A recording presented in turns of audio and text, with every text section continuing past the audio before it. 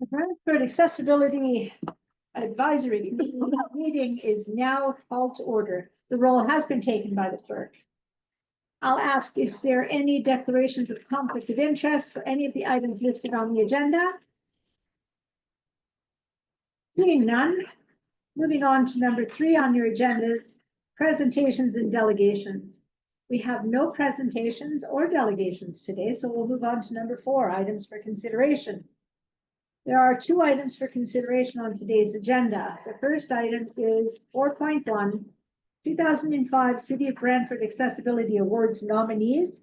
Financial impact is none. 2025 153. I will ask staff to come forward and provide an overview of this item. Thank you, Chair. Through you, I'm Maria Masaki. I'm the city's Director of Communications, Community Engagement, and Customer Service. And with me is Heather Carvalho, who's the Manager of Communications and Community Engagement. So we're here today to present the nominees for the 2025 City of Brantford Accessibility Awards, recognizing outstanding individuals and organizations in Brantford who have made significant contributions toward creating a more inclusive and accessible community. So as per the criteria that's set out for this program, we feel that these nominees exemplify the dedication, advocacy, and innovation in breaking down barriers for individuals with disabilities, which is what this campaign is meant to celebrate. So we have 3 nominees that we're calling external nominees, meaning that they are members of the community that are outside of the City of Brantford staff. So those nominees include Greg Wilson. Greg is the owner of William Street Eye Care. And the nomination form told us that Greg has enhanced accessibility in his optometry practice in Brantford by introducing an accessible examination lane and upgrading his facilities to exceed AODA standards. So that's the first nominee. The second one is Andrew Nielsen. Andrew is an accessibility advocate. He is someone who speaks from a position of lived experience, as Andrew does have a disability himself. He's raised over $165,000 for Easter Seals Ontario, and he has, through his advocacy, and he gives speeches to organizations, he's influenced accessibility improvements in housing, and he's also worked with various major sport organizations to enhance accessibility at sports venues. So we also feel that Andrew is deserving of this recognition. And then the third external candidate is Harmony United Church. Their nomination talked about how they've taken significant steps to ensure accessibility in their space by constructing ramps and putting in an accessible washroom so that they can welcome all members of the community to their parish. So those are the 3 that that we're putting forward in terms of recommending that they be awarded with the city's Accessibility Award in 2025. Additionally, what we saw this year was that there were a number of City of Brantford staff that nominated their colleagues because they saw that their colleagues were demonstrating leadership in the area of accessibility. So we wanted to talk about that with the committee today because we thought that while they not get the same award that we extend to members of the community, that they would be deserving of at least an honorable mention. The idea is that this year, each of the nominees will be honored and celebrated at the City of Brantford City Council meeting in May, so that coincides with the beginning of this year's National Accessibility Awareness Week. So we thought that city staff could get honorable mentions during that same time when the honorees are recognized formally. So the first city staff person is Spencer Moore. Spencer is a fitness instructor at the Wayne Gretzky Center. He actually received multiple nominations. We saw 4 nominations for Spencer from people who have been students as well as some of his present and former colleagues. So they're suggesting that he gets an honorable mention for working in adapting his fitness program to help individuals with disabilities access recreation in a way that is more fitting and comfortable for them, as well as providing them with training opportunities. The second staff person is Christian Bean. Christian is a project manager in our engineering department, and his colleagues told us that he's played a key role in ensuring city documents are remediated according to AODA standards. And he is a real champion to make sure that any infrastructure projects that the city is conducting is always meeting and exceeding compliance with AODA. And then finally, the city's traffic services department was nominated. The city's traffic department in the last year has implemented numerous pedestrian safety initiatives, including accessible pedestrian signals and pedestrian countdown timers, making the city streets safer for people who require those assistive devices to navigate. So again, pretty good crop of candidates again this year that we were really pleased to see. All of the candidates, we think, and nominees have made a really meaningful contribution to accessibility in our city. And we look forward to the committee's feedback and hopefully approving these nominees for recognition. Thank you for that, Maria and Heather. Thank you very much. May I please have a mover and a second to place the motion on the floor for any further discussion? Yes, Madison. And Mark, thank you. Questions for Maria and or Heather? Councillor Hunt. Yes, Councillor Hunt, please. Hi there, and through you to staff. So Maria, I agree that I like the fact that staff are being nominated for their work to enhance accessibility in the city. So I'm wondering, when you say that they receive an honorable mention, is it possible for us to basically have a staff award? Like instead of just giving them an honorable mention, I'd like to see them recognized at the same council meeting. So maybe it's we've got our community accessibility awards and then an internal staff award versus just an honorable mention. I think that all 3 are deserving of an actual award. Through the chair to the councillor, that's an excellent suggestion, and actually it's something that we did talk to Jenny about, the city's accessibility coordinator. The reason why we didn't put that forward is because we didn't really promote the program that way this year. But we did want to come back to the committee when we talk about the 2026 awards to actually create a separate category just for staff. So that it's more formal and officially recognizing staff for their efforts.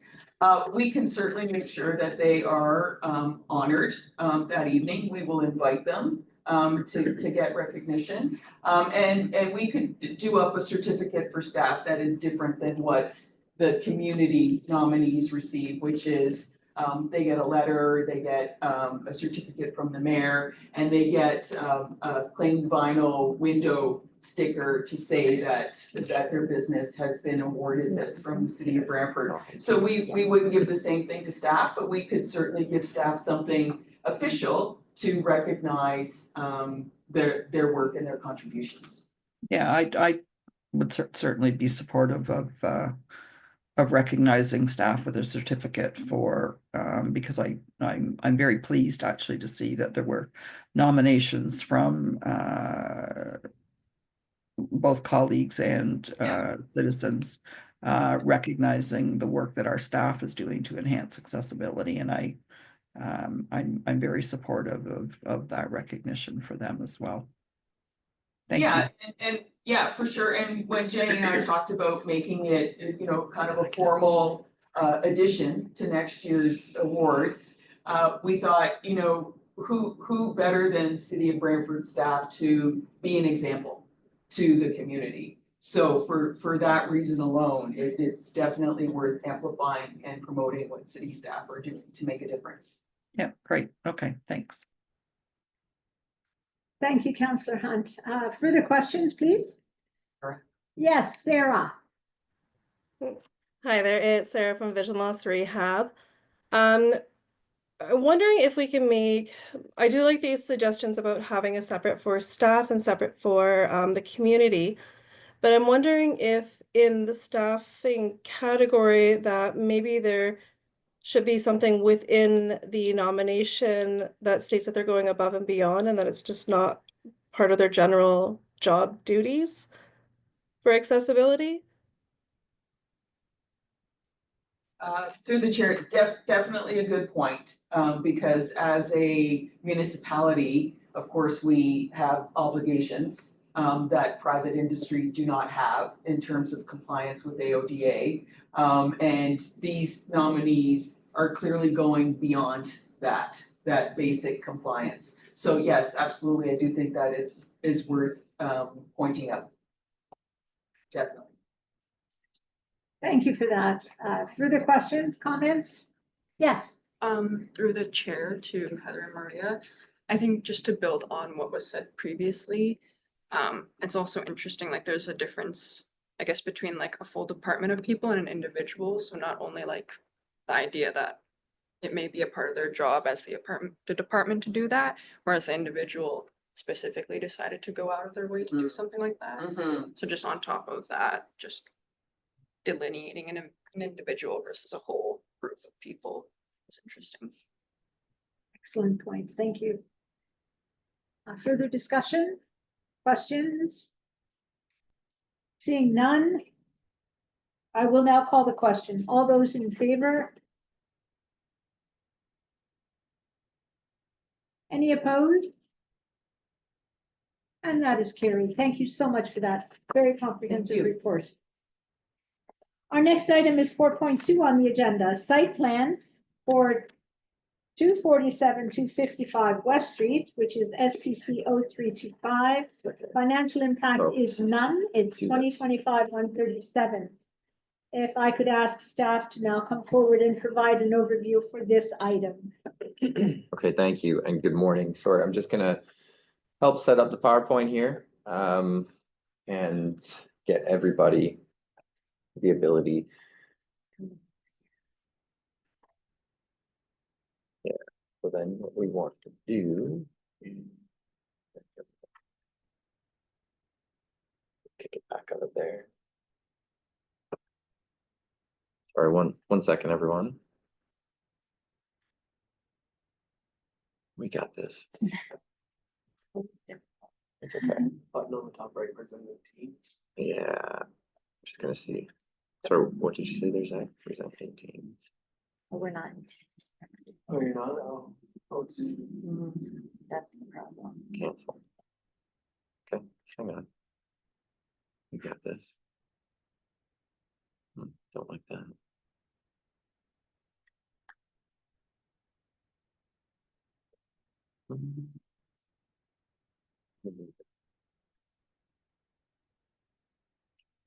There. Down. Down. Down. No, we can share the entire screen.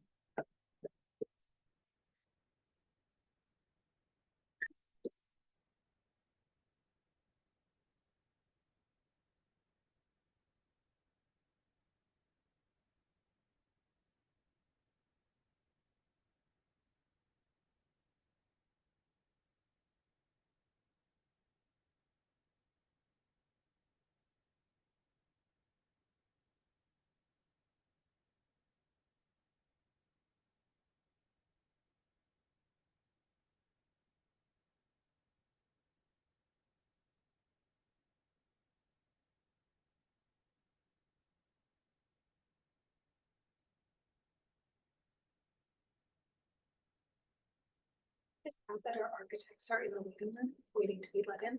Oh, yeah.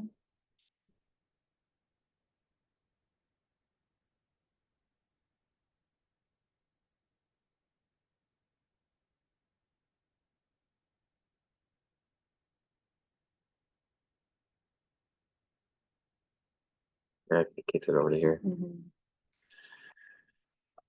Okay, well. We can pivot here. I'm in the call, or I was in the meeting. Oh, When it works, it's wonderful, isn't it?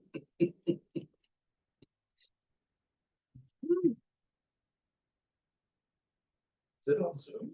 yeah, You can't open it and just share a screen? except for they can see it on their screen, but we can't see it in the room. I always Oh. have difficulty with it. There you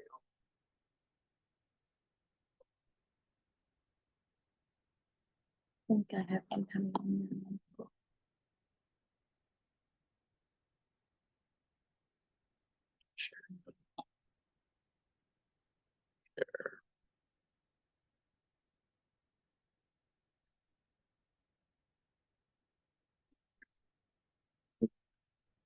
I can do it on my cell phone.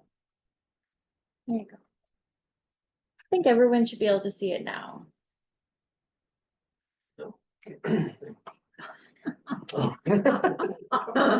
A little levity there, Mark. Thank you so much for that. So were the applicant's consultants also?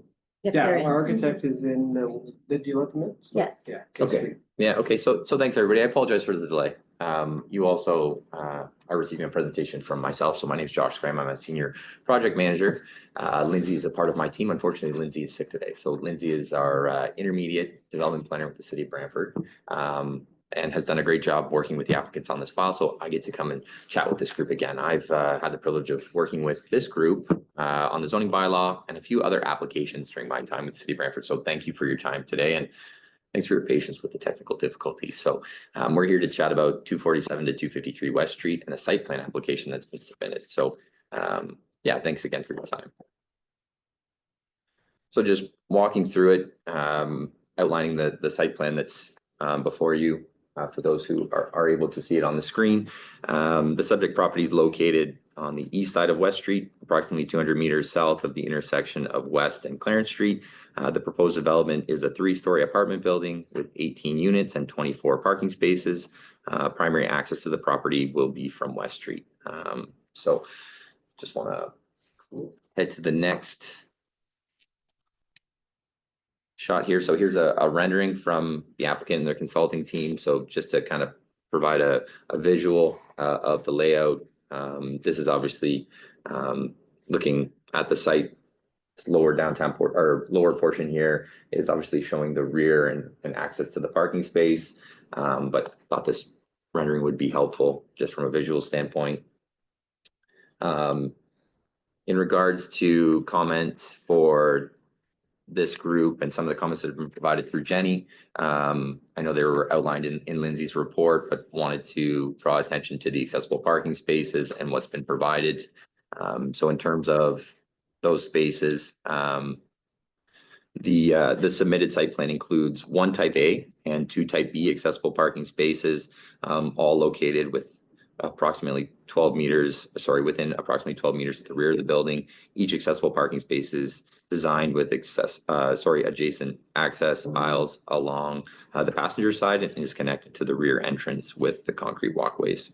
And then just to dive into the site plan a little bit more, obviously as outlined in the report, the site plan identifies 4 entrances, each linked to the parking area and sidewalks through dedicated concrete walkways.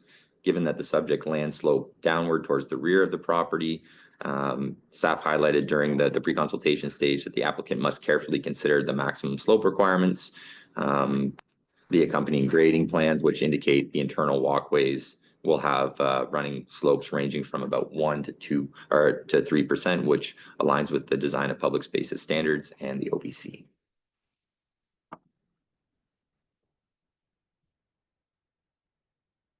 In terms of the accessibility comments that were provided during the pre-con with the applicant and their consulting team.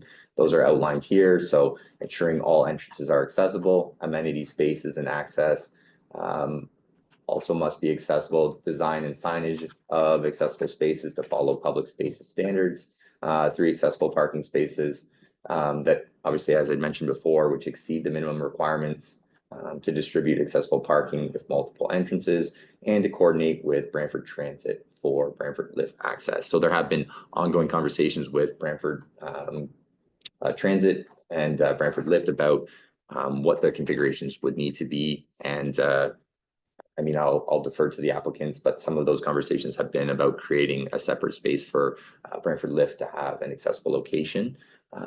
So yeah, those are the accessibility comments, and then yeah, I'll conclude there.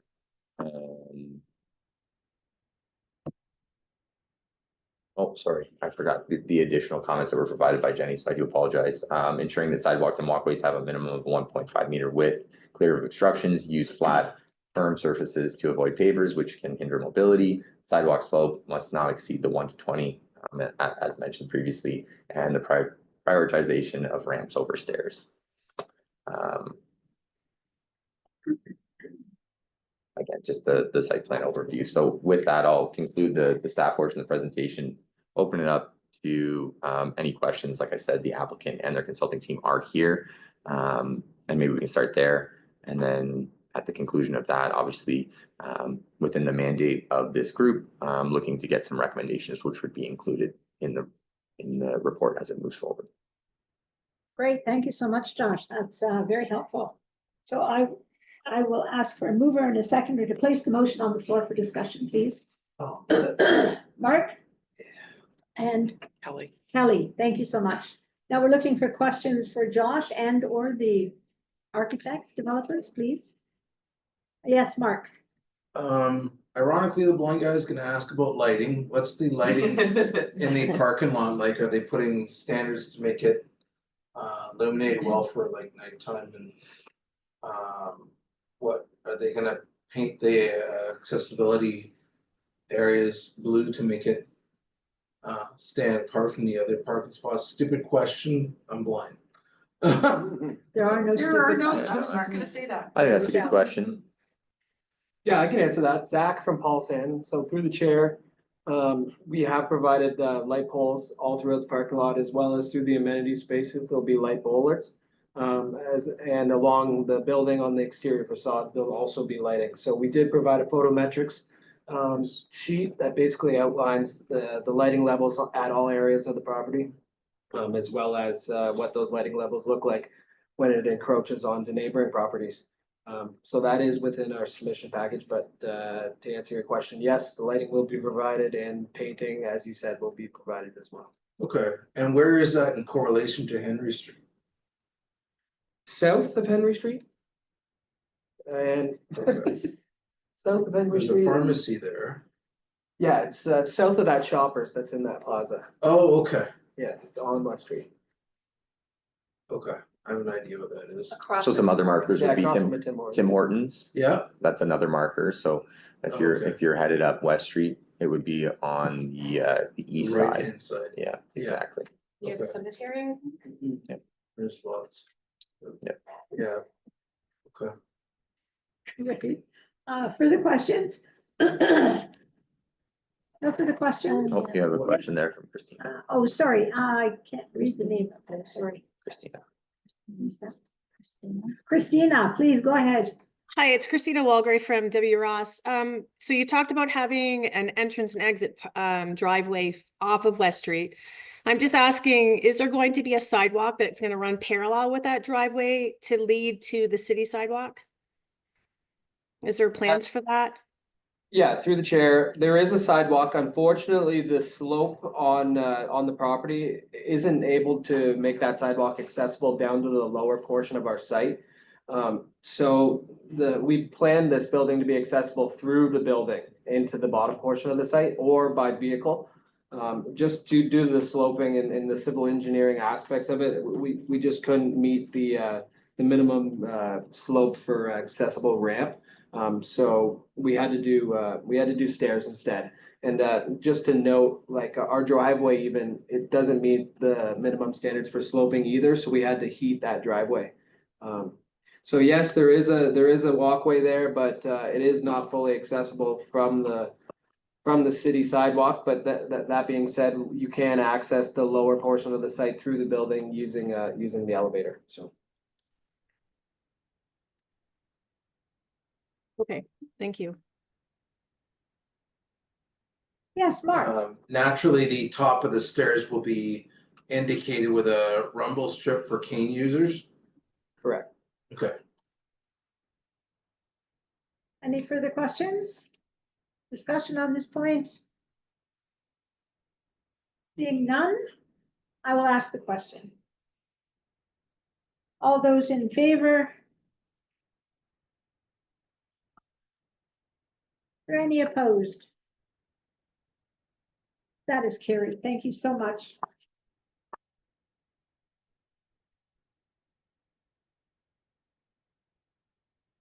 Okay, moving on to number 5 on your agenda's consent items. 5.1, minutes from the Brantford Accessibility Advisory Committee from January 16th, 2025. May I have a mover and a seconder, please? Yes, Madison. Mark, thank you. Discussion, questions? Nothing on this? I'll ask the question then. All those in favor of accepting the minutes as they are? And is there any opposed? Thank you, that is carried. Number 6 on your agenda is resolutions, and there are no resolutions. Number 7, no notices of motion and no resolutions. You're down to number 8 on your agenda, adjournment. Unless there is anything further. Yes, Counselor. Oh, no, I'm just waving goodbye. Oh, okay. I'm sure nobody knows I'm in the meeting yet, so I guess this was my opportunity. So thanks for everybody for coming. Then the meeting is adjourned. Thank you all so much. All right, thanks everyone.